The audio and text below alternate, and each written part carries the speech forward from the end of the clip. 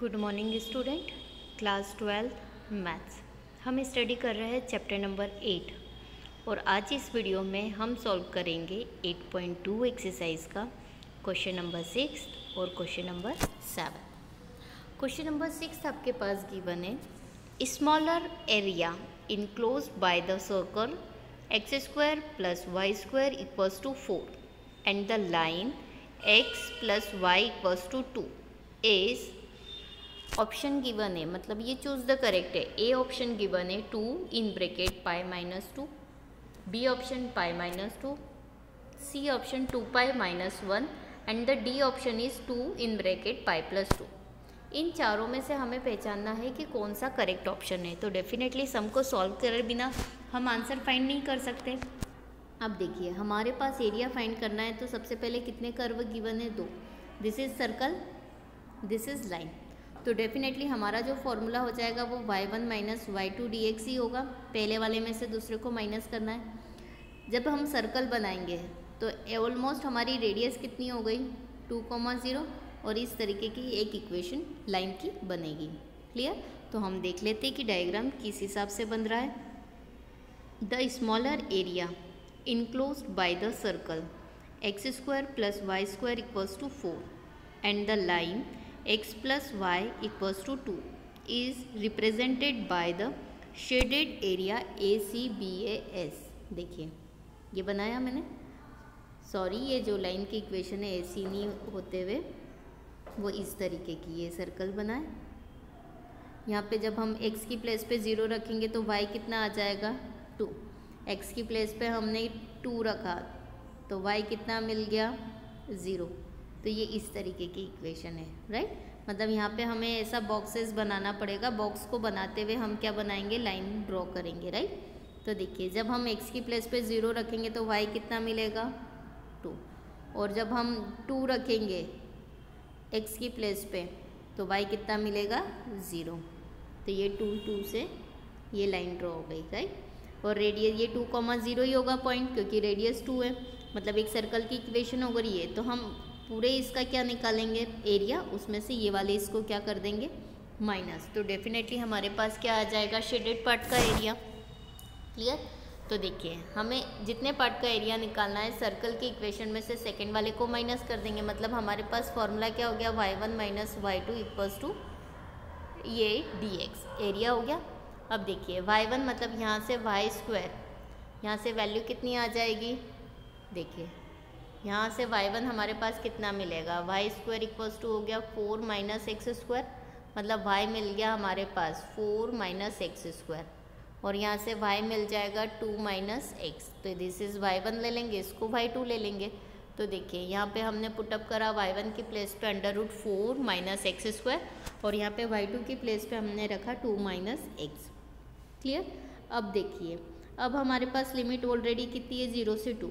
यहाँ standard formula use होगा, √में a² - x²। a की प्लेस पे वैल्यू कितनी हो गई हमारे पास? 2, राइट। तो देखो, x/2 in bracket 4 - x² plus a²/2, तो a की स्क्वायर मतलब 4/2 sin इनवर्स x/2। इसके लिए ये स्टैंडर्ड फार्मूला यूज़ हो गया। और ये 2 का इंटीग्रेशन कितना हो गया? 2x। x का हो गया x²/2। अब हमें क्या करना है? लिमिट पुटअप करना है, राइट। अब लिमिट कैसे पुटअप करेंगे? देखिए, इस वाले इसमें देख लेते। 2/2 कितना हो गया? 4 - 4 प्लस 4/2 मतलब 2 साइन इनवर्स 2/2 माइनस कितना आ जाएगा? या फर्स्ट इसमें 0 रखा तो 0, सेकंड में भी रखा तो 0। ये पूरे फर्स्ट ब्रैकेट की वैल्यू हो गई माइनस 2 × 2 = 4 माइनस कितना हो गया? 2 का स्क्वायर 4/2। ये हो गई upper limit minus lower limit 0 रखेंगे तो पूरी टर्म कितनी हो गई? 0। तो देखिए, कुल मिला के हमारे पास कितने? ये टर्म 0, ये टर्म 0। क्लियर?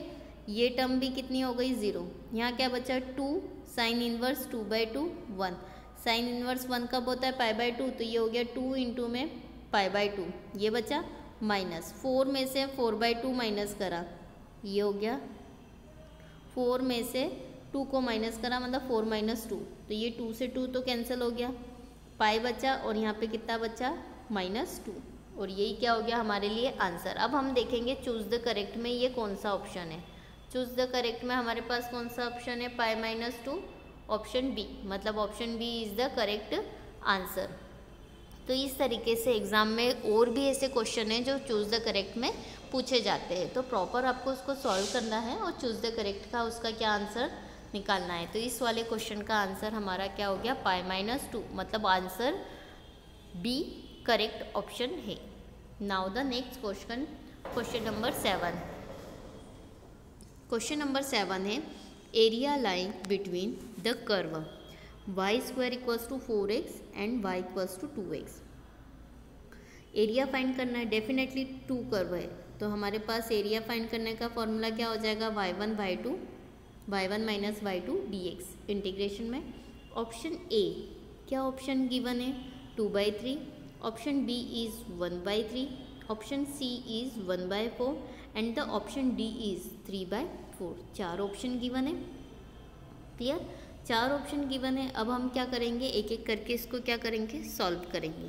क्लियर, अब हमें ये क्लियर है कि ये किसकी इक्वेशन है, किसकी है, पैराबोला की है, डेफिनेटली पैराबोला की है। तो देखिए y² = 4x, this is x axis, this is y axis. y² है मतलब y एक्सिस पे बनेगा, साथ में ये वाली साइन कौन सा है, पॉजिटिव साइन है, मतलब पॉजिटिव तरफ बनेगा, मतलब ये बन गया हमारे पास डायग्राम y² = 4x, पैराबोला का हो गया।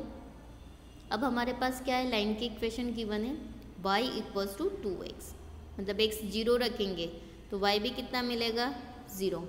जब ये 2 रखेंगे तो 4 मिलेगा, मतलब हमारी लिए लाइन कैसी जाएगी, थोड़ी इस तरीके की जाएगी, राइट। तो ये क्या हो गई हमारे लिए लाइन की इक्वेशन। तो जहाँ कर्व है वहाँ कर्व की इक्वेशन लिखेंगे, जहाँ लाइन है वहाँ पे लाइन की इक्वेशन। तो ये दोनों एक दूसरे को कहाँ कट कर रहे हैं, यहाँ पे। तो हमारे पास एक लिमिट तो क्लियर है कि 0 है, दूसरी लिमिट हम कैसे निकालेंगे, यहाँ पर हमें क्या x की वैल्यू निकालना है, तो y की प्लेस पे क्या रखेंगे, यहाँ वैल्यू पुटअप कर देंगे फर्स्ट में। तो ये हो गया 4x² = 4x, 4 से 4 कैंसल, x² - x = 0, x - 1 = 0। तो ये एक हो गया लिमिट 0 और एक हो गई 1, मतलब एक x की वैल्यू आ रही 0 और एक की वैल्यू आ रही है 1, मतलब हमारे पास लिमिट कितनी हो गई, 0 to 1। क्लियर, ये देखिए 1, 0, मतलब हमने क्या बनाया, एक पैराबोला बनाया, दिस इज, यहाँ इक्वेशन लिखी और ये इक्वेशन मैंने जस्ट अभी बताई है। अब एक लिमिट तो क्लियर है कि ये 0 है, ये दोनों जहाँ इंटरसेक्ट करती वहाँ से हमने एक परपेंडिकुलर डाला x पे, तो वहाँ से हमें x की वैल्यू पता चलनी चाहिए। तो हम क्या करते हैं, एक में से वैल्यू निकाल के दूसरे में पुटअप करते हैं, वहाँ से जो x की वैल्यू आएगी वो हमारी लिमिट। तो यहाँ पे पुटअप करने पे हमारे पास आंसर कितना आया, 0,1। तो एक लिमिट हो गई 0, दूसरी हो गई 1, 0। अब हमें ये शेडेड पार्ट का क्या फाइंड करना है, एरिया। तो देखिए हम एरिया कैसे फाइंड करेंगे, the points of intersection of this curve are 0,0, 1,2, ये 2 पॉइंट मिल गए। वी ड्रॉ AC ड्रॉ करा, AC perpendicular to S axis such that the coordinate of C are 1,0। मैंने जस्ट अभी बताया कि 1,0 कैसे आया। अब देखिए एरिया अगर हमें फाइंड करना है तो एरिया क्या हो जाएगा, y1 - y2, y1 हमारे पास वैल्यू कितनी है, y1 हमने किसको ले लिया, इसको ले लिया, y² = 4x, y² = 4x। तो कितना हो जाएगा, y की वैल्यू √2x, तो क्या हो जाएगा √2x। एक तो ये वैल्यू हो जाएगी हमारे पास, दूसरा हमारे पास इक्वेशन क्या गिवन है, y = 2x, तो डायरेक्ट y = 2x है, तो एक ही होगी। तो देखो आप किसी को भी, इसको इसने y1 ले लिया और इसको क्या ले लिया, इसको कितना ले लिया, y2, इसको करेक्ट कीजिए, यहाँ पे √2 नहीं, यहाँ पे 2 बाहर आ जाएगा, ये पूरे में जाएगा ये, तो 2 बाहर आ गया, ये 2√x और एक ही हो गया, इसको y1 ले लिया और इसको y2। किसी को भी आप y1 और y2 सपोज कर सकते। तो देखिए y1 की प्लेस पे मैंने लिख दिया 2x, y2 की प्लेस पे लिख दिया 2√x, और लिमिट आपको क्लियर है 0 to 1 क्योंकि x की वैल्यू आई थी। देखिए 2 कांस्टेंट टर्म है, हमने एज इट इज़ लिखा है, x का इंटीग्रेशन करा तो कितना हो गया, x²/2, लिमिट कितनी हो गई 0 to 1 माइनस ये 2 constant term as it is root x का हमने इंटीग्रेशन करा तो कितना आ गया, एक्स की पावर 3/2 डिवाइडेड बाय 3/2। क्लियर। अब हम क्या करेंगे, इसमें लिमिट पुटअप करेंगे तो यहाँ पे ये 2 से 2 क्या हो गया, कैंसिल। यहाँ पे जब हमने अपर लिमिट रखी तो कितना हो गया, 1 माइनस 0, मतलब इस वाले फंक्शन की वैल्यू कितनी आ गई, 1 माइनस ये 3/2, ये 2 पहले से ही था, 3/2 क्या बन गया, 2/3। Upper limit minus lower limit तो कितना हो गया, -4/3। 3 माइनस तो -1/3, बट ये माइनस में आंसर आ रहा है, लेकिन area is always positive, it means 1/3 square unit. मतलब इस वाले फंक्शन का हमारे पास फाइनली आंसर कितना आया, 1/3 स्क्वायर यूनिट। अब हम देखेंगे कि हमारे पास जो 4 ऑप्शन गिवन थे उसमें हमारे पास कौन सा करेक्ट ऑप्शन है, 1/3 आया, ये हमारा क्या हो गया, करेक्ट ऑप्शन, मतलब ये हो गया हमारे लिए आंसर। तो हम क्या लिखेंगे लास्ट में, the correct answer is B. B is मतलब 1/3 हमारा प्रॉपर आंसर है।